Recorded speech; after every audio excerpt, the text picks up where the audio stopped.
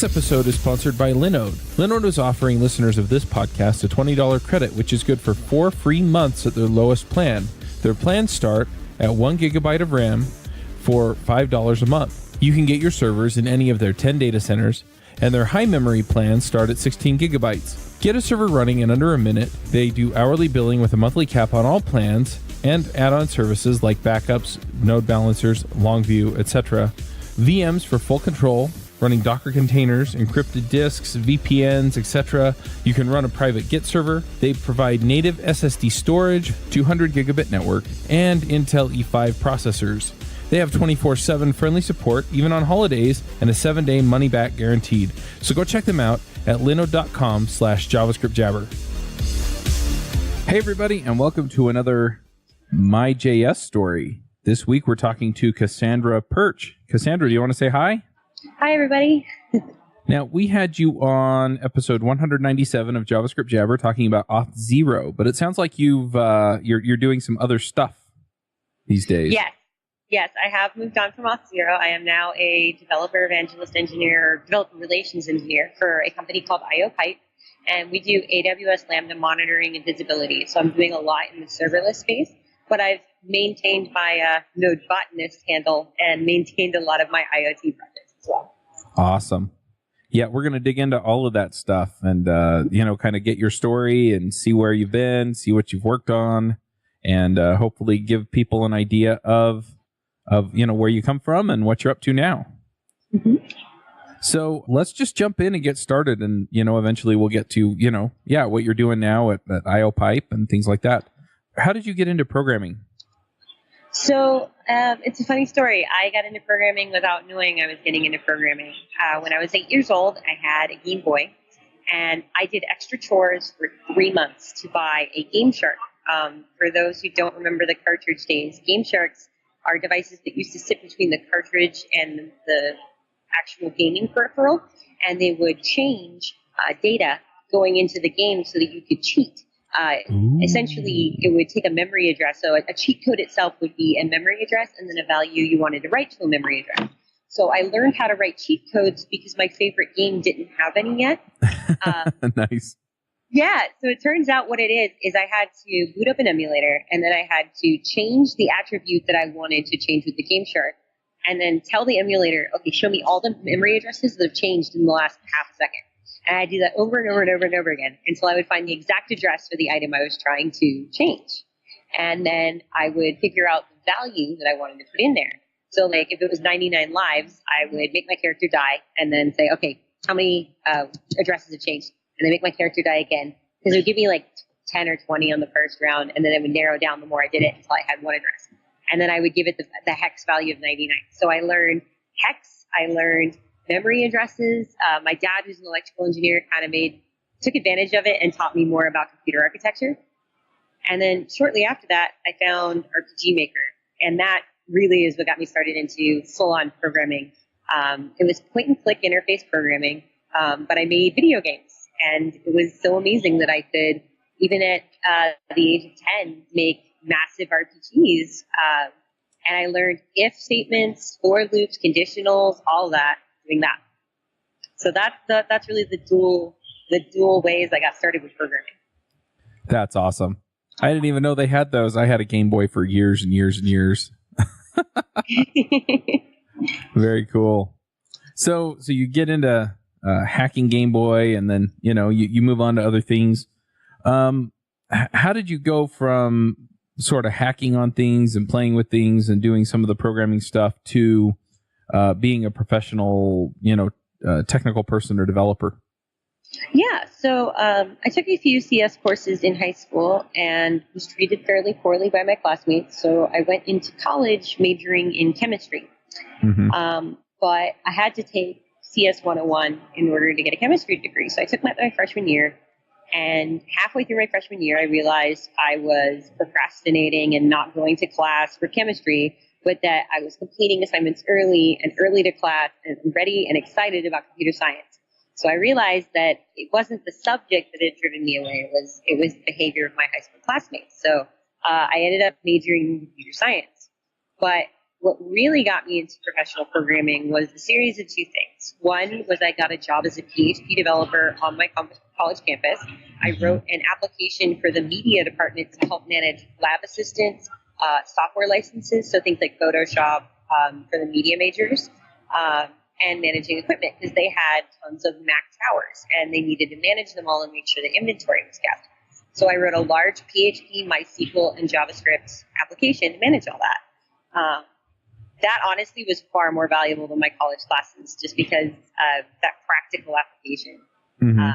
And then the other thing was when I was in college, I met Bradley Mack, who started contributing to Node in the 0.2 days. So very early on in the project, and we were very good friends throughout college, and he invited me to Austin JavaScript Meetup. And that is really where my career started, is at Austin JavaScript. I was speaking there within 6 months. Within a year of that, I got my first conference talk, and I had a professional job doing web development. So I have to really attribute my career really starting to the community. Nice. That's awesome. My story's somewhat similar-ish. I mean, I have a computer engineering degree, but the thing that really did it for me was because I thought that programming was like, noodling around on these toy projects that they give you for CS, and so I didn't take it seriously. And then I built something that was real, right? I started working on a project at work to help manage tech support, and it was the same kind of thing. It was like, oh, I get it now. And then I started going to the users group meetings and things like that. And everything started to click into place. And I started meeting people and realizing that, oh, I can make contributions, and this is awesome stuff. Mm-hmm. Exactly. So what was it about JavaScript then that kind of captured your attention? You mentioned that you went to the Austin Meetup group. You were associating with Brian, who was working on Node. So Bradley. Bradley, sorry. Yeah, it's fine. But what was it that made that connection in your head? You know what? JavaScript's where I want to work. Maybe not PHP or maybe not some of the other languages that you'd used in the past. What was it that got you into JavaScript? That's a really funny story. So I hated JavaScript when I went to the first Austin JavaScript meetup. I had only ever dealt with front end, no framework, XHR requests, and it was always so hard to debug. This was back in 2005, so browser debugging was not what it is today by a long shot, and so I just hated JavaScript. I hated thinking about it. I hated it. But then Node showed up, and for some reason, Node made JavaScript click for me. And so when I started programming Node, I started realizing, oh, hey, all these things I'm learning in computer science, in theory, I can apply in Node. I can apply in JavaScript. And then I reached the very practical assumption of, well, if I only have to know one language to do both. Right. And so by the time I graduated college, I was using Node fairly regularly for my projects. And also, my front-end developer side had gotten less hateful because I learned about frameworks. I learned about jQuery, all of these community tools. And I was really, when I exited college, in awe of the power of the open source community and the sheer will to do great things in the open source community. And it really inspired me to want to be a part of that. That's awesome. And that makes a lot of sense to me. I remember the bad old days before jQuery. Oh, the pain, right? Yeah. And just, kind of coming up and realizing, hey, look, people make this for free. And it's really awesome. Well, it's not just that they make it for free, it's that they make it out of a love for the craft. Mm-hmm. The folks who wrote jQuery didn't do it to make money. They did it to make web developers' lives easier, and they did it to make websites better. And that sheer passion and love that made them put hours and hours of their own time into it is really what drove me to JavaScript. It had, at the time, from where I stood, the strongest and most passionate open source community. And that truly is what pulled me into JavaScript. Nice. That's really interesting to hear. I mean, a lot of times we hear that, it was the community that got me in, or that it was this aspect of this programming language or platform. And and for you, it sounds like it was, it was the community, but it was the open source community and just the passion for things. Mm-hmm. Definitely. So, what contributions have you made to JavaScript? That's one of the questions I usually ask, or to open source, or wherever your contributions are. What are the things that you're most proud of?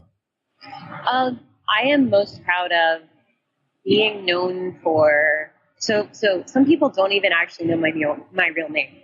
They just know me as the Node botanist. Oh, really?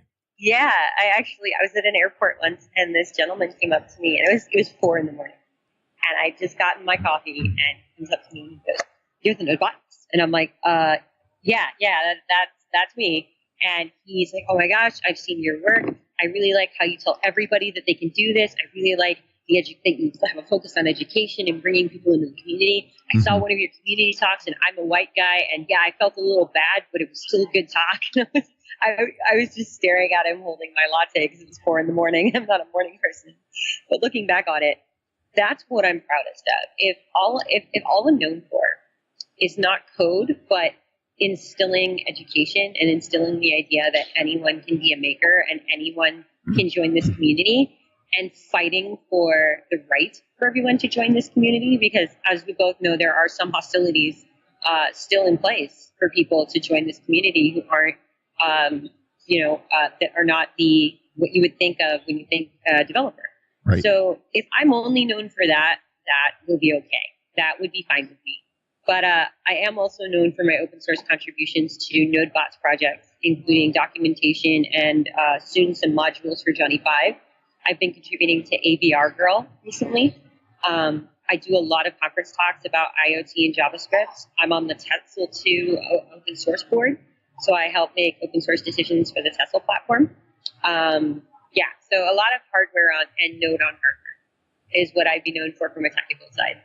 But honestly, I think I'll be more remembered for trying to instill educational values, trying to instill the idea that you are much more than your code, and trying to break down barriers for people who want to join the JavaScript community but are either afraid or have been scared out of joining.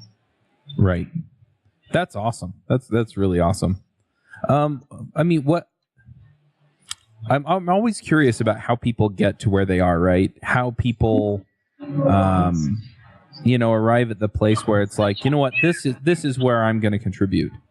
And so, for one, your community and education contributions, did you have a particular experience where you saw a need, or were people just telling you their stories and you realized, you know what, some of these folks just need a little bit of encouragement or a helping hand, or, to get these obstacles out of their way, or what was it that got you there? That is a wonderful question. It is a lot of things. So I am the daughter of a school teacher, child of a school teacher. And I've always had an interest in education. Uh-huh. And growing up, this isn't necessarily technical, but it had an effect on it. Growing up, I'm autistic, and my middle sister is autistic. And my mother specialized in teaching autistic children. And watching the way that the education system regularly fails autistic children,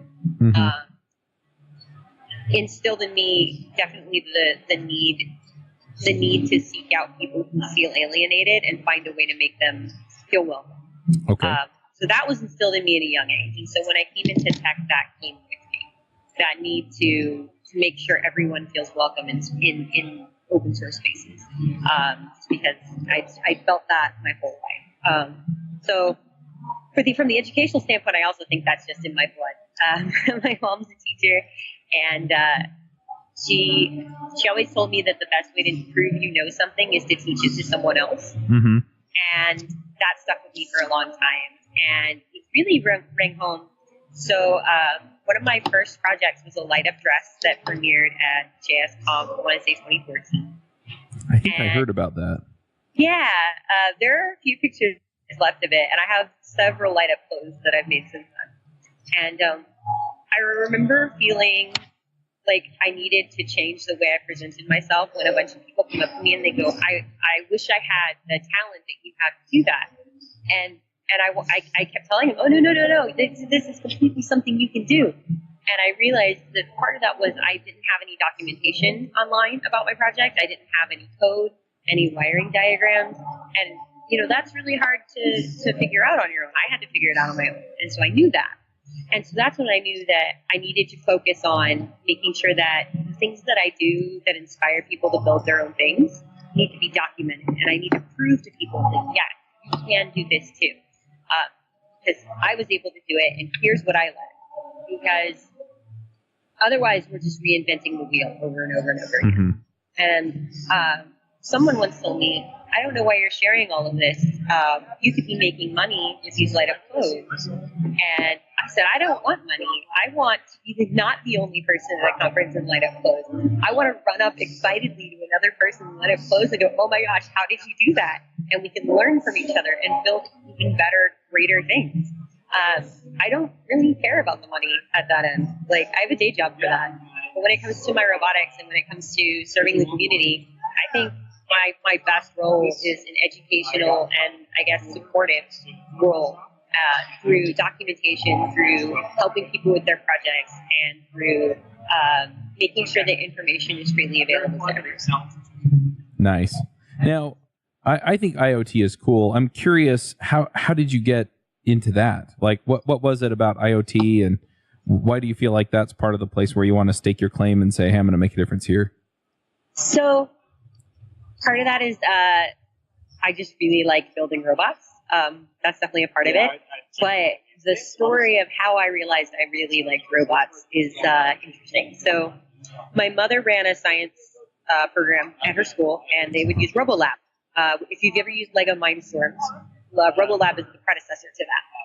And so I would build Lego robots as a kid. And I built an automatic dog ball thrower, where the dog would put the ball in and it would throw the ball. And I made several projects over the summer because we would take the kits home for safe storage during the summer, so I could play with them all the time. Mm-hmm. And then I kind of forgot about that for a while. When I became a teenager, I forgot about my robotics roots, as it were. And but then I went to a NodeBots seminar at JSConf 2013 with Raquel Velez and Rick Walter, and that changed my life. I sat in that room for 8 hours straight, and I had an LED, an RGB LED that you could change the color of with a Node server running on my laptop. And I was hooked. I bought $250 worth of kits that were there when I got home from JSConf. And nice. I decided I was going to build a light up dress. And the very next year at JSConf, I showed up in the first light up dress that I'd ever made. And that's really what kindled my passion for IoT. Also, I work for what I call the light bulb moment. The moment where a student does something and they realize how it works, and it all comes together, and you can see it in their face.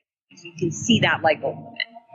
IoT gives me the best light bulb moments I've ever seen.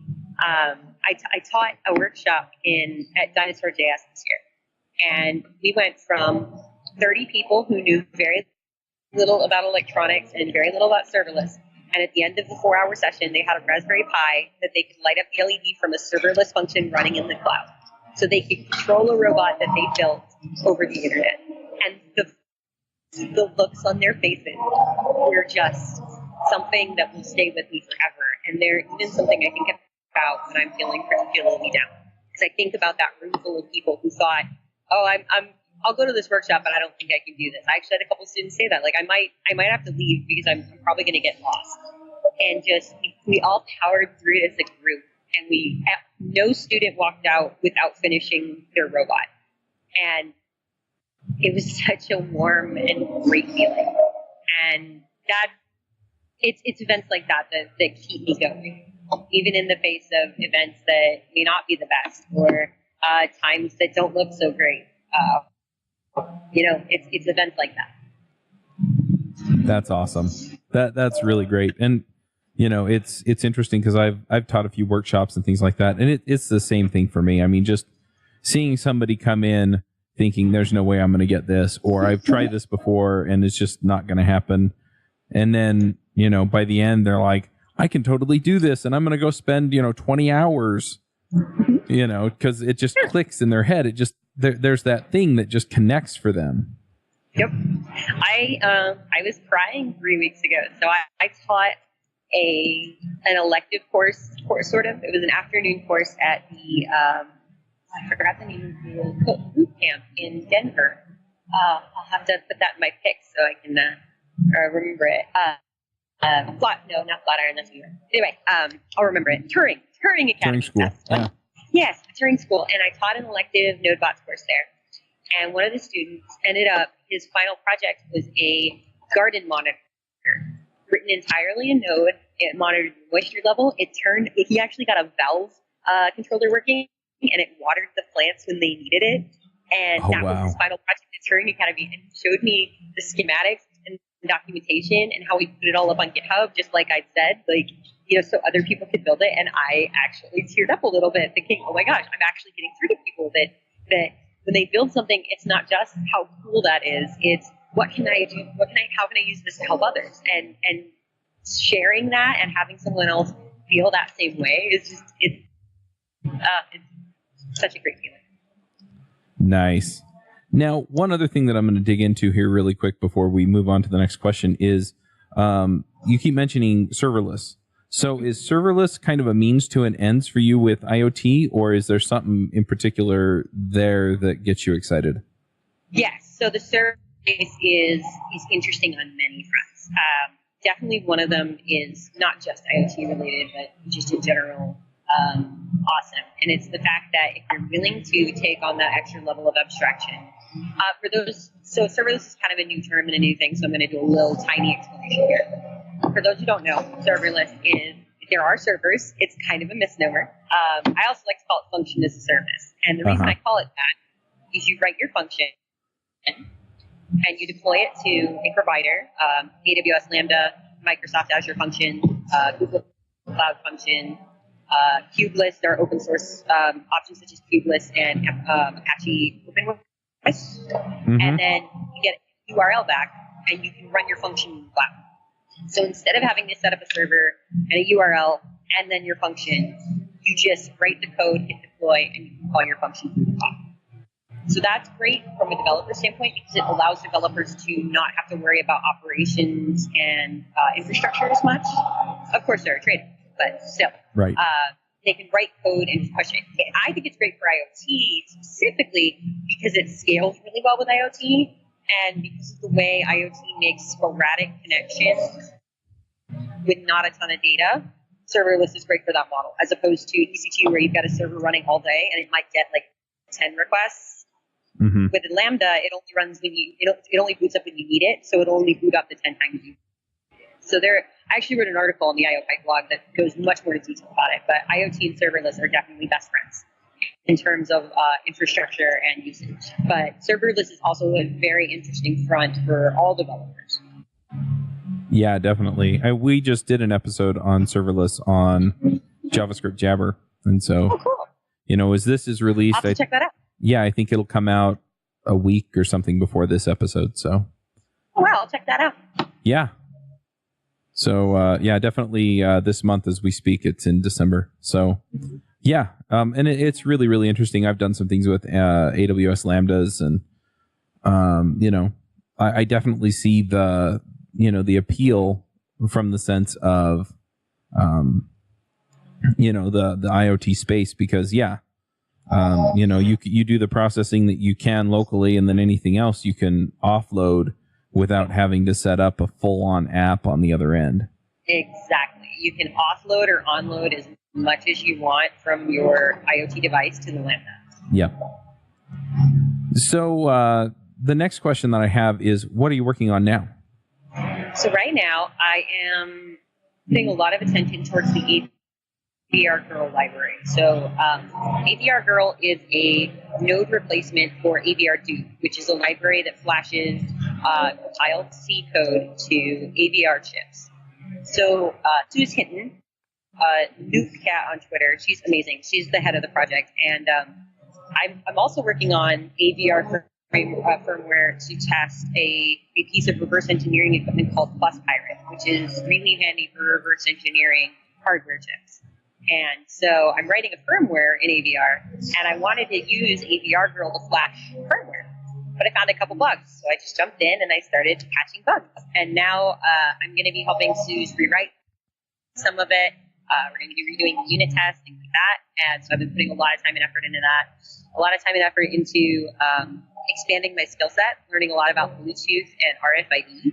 Just kind of got a little bit of educational wanderlust, as it were. And so I'm building node libraries for the FC522 RFID chipset.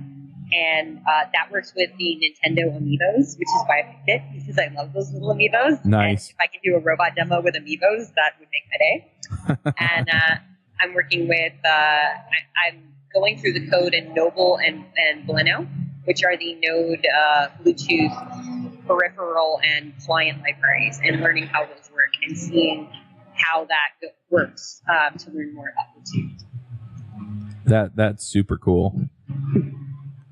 Is there a place where people can go to find out more about that? So if you'd like to learn more about my work, my username is NodeBotanist on GitHub, and so you can see all my repositories there. I try to keep tons of documentation and tons of things so you can replicate what I'm working on, or at least see what I'm working on. If you want to learn more about AVR Girl, it's in my pics, so the URL will be with this video. Noobcat's GitHub account has the AVR Girl project, and I highly suggest you check that out if you work with AVRs. And then to learn more about robotics and JavaScript in general, if you've never done robotics with JavaScript, I would go to johnny-5.io and work with the Johnny 5 library. That would be where I could start. Very cool. Yeah, and so you post to NodeBotanist, so you have NodeBotanist on GitHub, you have NodeBotanist on Twitter. Is there a blog or anything else that people can go and check out? Yes, I am NodeBotanist on Medium. Awesome. I am NodeBotanist everywhere. It's a username that's not normally taken. So everywhere from Blizzard to GitHub to everything, I'm NodeBotanist. My domain is even NodeBotanist with a .st. So, oh, nice. So if it's got the NodeBotanist label, it's most likely me. Awesome. How did you come up with NodeBotanist? So that's funny. I love puns. I absolutely do. And about 2 years ago, we were discussing what to call node botters. We settled on node botters. And I came up with the idea of botanists, because botany, study of plants, and it was just a pun. And at the time, they were like, I don't think so, but that should be your handle. Like, a lot of people were like, that suits you. And I'm like, okay. So I went from being Kassandra Perch on all the platforms to a botanist, and it just stuck. And like I said, now some people don't even know me as Kassandra. They know me as Node Botanist. So. Very cool. Now, one last thing before we do the picks. When we had you on the podcast, we were talking about Auth0. It looks like you've now moved on to IOpipe. I think you mentioned that it does some tracking for AWS Lambdas. Do you want to kind of give us like the 2-minute elevator pitch for this, and then also just explain what your role is there? Oh, of course. So IOpipe gives you an extremely adaptable view into your AWS Lambda functions. So we trace invocations, cold starts, errors. We do custom alerts and monitoring. We do tracing. We do, so basically you can get either the 10,000-foot view via our dashboard, or you can drill down into each and every invocation of your AWS Lambda function, so you can know exactly what's going on in your AWS Lambda app. Installation is as easy as wrapping your Lambda functions in a call to IOpipe. And yeah, it's a great tool for figuring out when things are going right and what's going wrong if it isn't. Awesome. Very cool. And so what you do there is just developer relations, so you help people figure out how to get it set up? So with such a small company, I am wearing many hats. I do most of the content production for IOpipe's blog and our videos and going on podcasts like this and doing conference talks. I also do work with customers sometimes to talk about, okay, how are you using how are you using our product? How can we make it better for you? But mostly right now, my job is to get our name out there. We are still a small company and we're still growing. So it's more on the marketing side of things right now than actively interacting with developers. Mm-hmm. But as we grow bigger and as more people know who we are, that role will start to shift into interacting with the developers that use us. Very cool. All right. Well, the last part of this is the picks. Do you run your own freelance business? Or maybe you're thinking about picking up some business on the side? Well, then you need FreshBooks. FreshBooks is the quickest and easiest way to get invoices out to your clients. It's easy to use. It works anywhere, available from any device on the desktop, iPhone, iPad, Android, and all of your data is backed up and secure. And it makes it really easy to get organized and get paid. You'll be tracking time, logging expenses, and invoicing your clients in no time. You can also save time billing, freeing up several days per month to focus on the work that you love, and you get paid faster. FreshBooks customers are paid on average 5 days faster because there's a link on the invoice that says pay me now. And it's a great way to grow your business. Plus, FreshBooks is offering a 30-day trial. That's right, 30-day trial if you try them out. So go to gofreshbooks.com/devchat and enter devchat in the How Did You Hear About Us section. Once again, for a 30-day trial, go to gofreshbooks.com/devchat and enter devchat in the How Did You Hear About Us section. And you were on the show a while back. You told me you had picks ready, so why don't you go ahead and share what you want to shout out about? Yes. So, one, I'd love to give a shout out to Suze Hinton. She is an inspiration for a lot of my work, and we work on a lot of things. She streams on Twitch every Sunday at twitch.tv/noobcat, and she's noobcat on Twitter. And she also maintains the AVR Girl project, which is my second pick. And that's at github.com/noobcat/AVR Girl. And my third pick is, I got to go with the classic. Well, it's not even just a classic, Johnny Five. If you're at all interested in getting into IoT with Node, I would look at johnny-5.io and get started there. As for serverless, of course, shout out to IOpipe because pay me.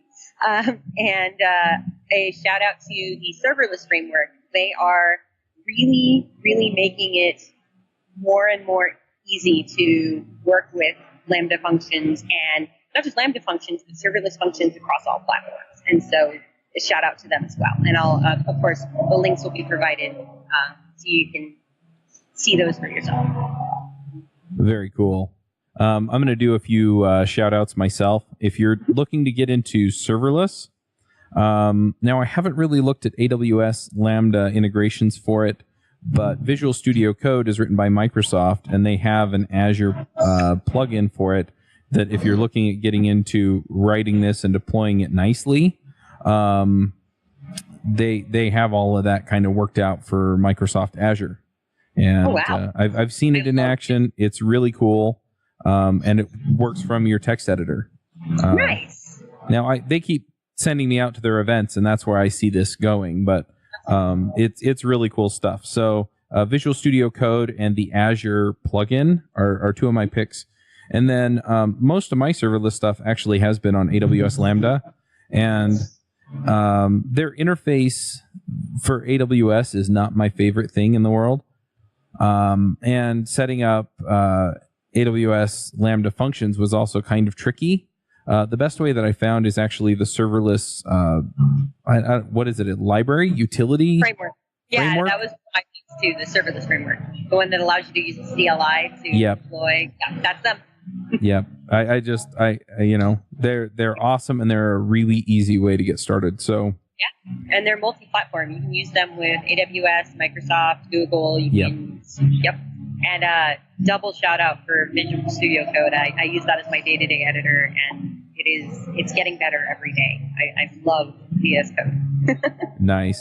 If you want to learn more about Visual Studio Code, I should also mention that in November, Microsoft had me come out to their Microsoft Connect event, which is mostly for their vendors and enterprise partners. But since all of their technical experts are there, they brought out a bunch of podcasters so that we could interview their people.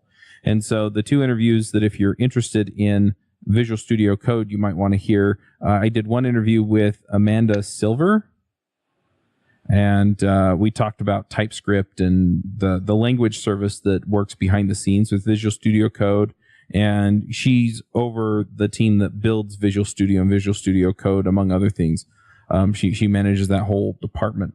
And so we did dig in quite a bit on Visual Studio Code and how it works. And then the other interview that we did was with PJ Meyer and Chris Dias. And Chris is kind of the head guy over Visual Studio Code itself. PJ is their project manager, product manager. I can't remember what the right term is.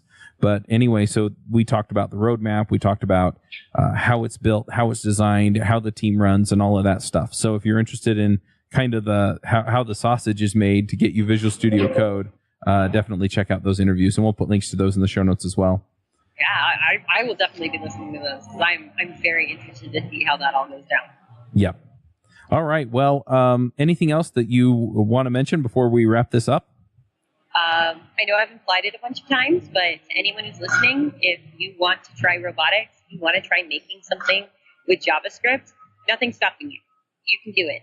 You have all the skills you need, and for any questions you have, feel free to ask me, and feel free to ask the NodeBots community, because we are happy to answer your questions, and we love seeing your projects. I'm so tempted to go and not just do it, but do it with my girls. I have a 10-year-old and an 8-year-old. Build them light up dresses and have them help me. I think that would be fun. If you need any tips at all, please let me know. I have dealt with lighting up so many pieces of clothing, and I can help you avoid the biggest pitfalls. Awesome. I may circle back to you here. Definitely. All right. Well, thank you, Kassandra. This has been really interesting to just dig into. I hope you have a good time at KubeCon. I think I said that right. Yep. And we will catch you and everybody else next week. You have a lovely afternoon. You too. Bandwidth for this segment is provided by CacheFly, the world's fastest CDN. Deliver your content fast with CacheFly. Visit CACHEFLY.com to learn more.